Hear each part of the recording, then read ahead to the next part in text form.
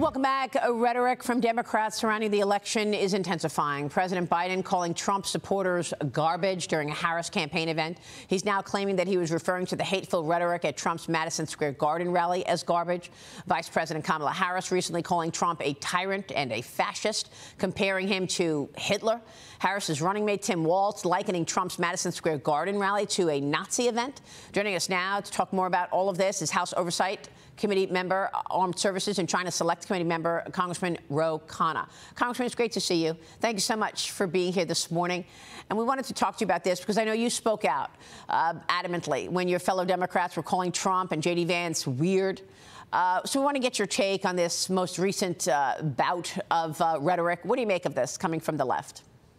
Well, I disagree with it strongly. I mean, I have family members who are going to vote for Donald Trump. We've got to lower the rhetoric. We've got to make this about policies, but it's got to be lowered rhetoric on both sides. I mean, both sides have been calling each other communists, fascists, and of course this goes back to Harry Truman, who did that with Dewey. So unfortunately, there's a history of this in this country. But what I'd like to see is argue over who's going to bring back manufacturing, who's going to help us lead with China, who's going to solve the fentanyl crisis. Let's talk about real issues. Yeah, these are really important comments that you're making. We agree. We want to talk policy. So can you tell us about Kamala Harris's most important policy that she's articulated?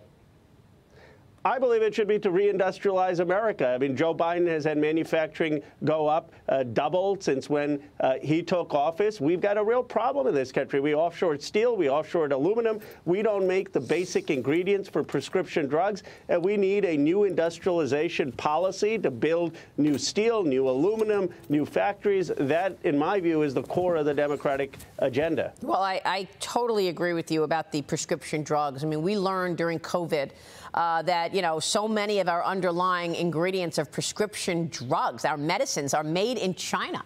And, of course, this is our number one adversary. My issue here, Congressman, is everything you're saying, I think a lot of people agree with. We haven't heard that from Kamala Harris and Tim Walz, have we? Well, I think they're talking about it. I mean, I know Vice President Harris was at a semiconductor plant that came because of the Chips and Science Act. By the way, the Chips and Science Act was bipartisan. It started with Keith Krach in the previous Trump administration, but we got it done in the Biden administration to fund bringing new semiconductor factories in the United States. And what I'd like to see is an argument in this country about who has a better policy to build new factories. President Trump says, let's do it all with tariffs. My view is we need federal financing as well and workforce development, and that's the Democratic vision for it. And let's talk about who has the better way of getting that done. Well, I have no evidence that this is the Democrat vision. I know it's your vision, and you've been showing real leadership on a lot of these issues, but that's not what Kamala Harris is saying. She's not articulating any of this, and there are questions around how much she actually understands about this. I mean, when we see President Trump zeroing in on tax policy and zeroing in on what he wants to do in terms of getting this auto revolution underway by using tariffs as a threat, there's a certain sophistication that comes across that he understands the economy. We don't hear that from Kamala Harris. So it makes people question if she actually understands these issues at all. Well, here's my how I would push back against President Trump. He signed the USMCA, which I voted for, his new USMCA, which capped the tariffs at 2.5% on passenger sedans and at 25% for light trucks. So for him to now say he wants to make them 200%, one, it's unrealistic. Two, it was his policy. They got it at 25% and 2.5%. Yeah. What I'd like to see is major federal financing. Why aren't we financing the auto manufacturing industry here in the United States in addition to tariffs? But we need federal financing for new factories. Why don't we have a jobs program for apprenticeships, for electricians, plumbers around this country to expand that so we're actually investing in workforce development? And that is part of the Vice President's agenda, and I'd like her to emphasize that aspect more, because ultimately I think people care about good jobs, they care about higher pay, they care about the economy, they care about making sure that their kids have a better future. Congressman, have you told Kamala Harris this? Because she doesn't speak about any of this. She only goes to these rallies and largely attacks Trump. You know that. Well, she does speak about reproductive rights, which, of course, is an important issue.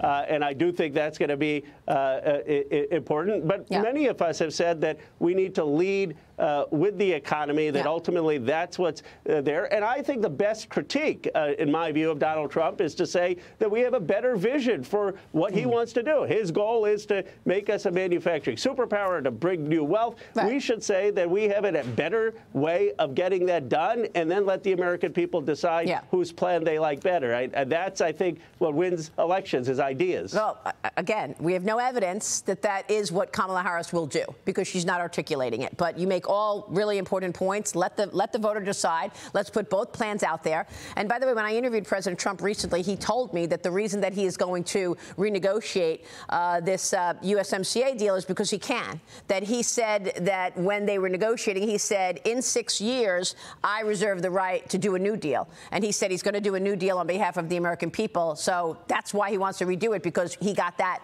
amendment in there that he can after 6 years. So that's what, because I asked him specifically that very question, Congressman. But I want to get your take on why so many groups are coming out, you know, and not afraid to say, I'm with Trump. You've got Hispanics, you've got black men, now you've got the Arab community. Congressman, you recently spoke at the Arab American Foundation's Empowerment Summit in Dearborn, Michigan. The mayor of one town, Hamtramck, Michigan, I hope I pronounced that right. It's the first U.S. city to have an all-Muslim city council, and they've endorsed former President Trump, saying he is the right choice for this critical time. What is your reaction or your message to the mayor of that town and the Arab American community who are talking about the Abraham Accords and peace in the Middle East under President Trump as a reason that they are behind Trump right now?